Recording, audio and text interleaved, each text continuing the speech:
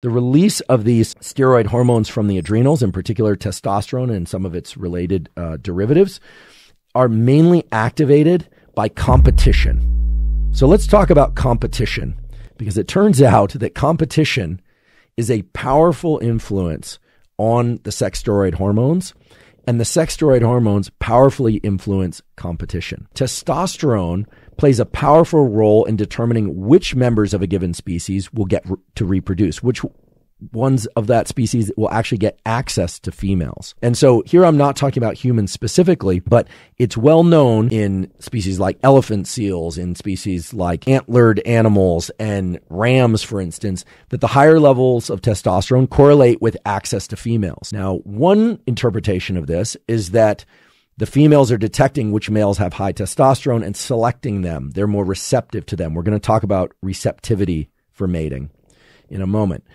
But it's actually more so that the males that have higher testosterone forage further and will fight harder for the females.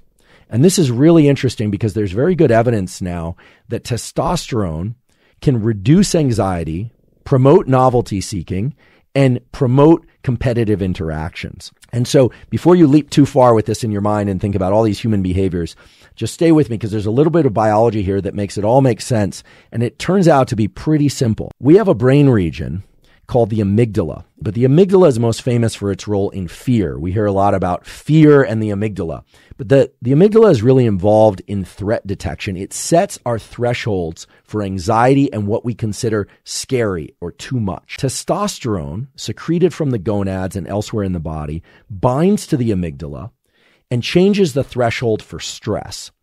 Testosterone has this incredible effect of making effort feel good. But what I was really referring to is the fact that testosterone lowers stress and anxiety, in particular in males of a given species.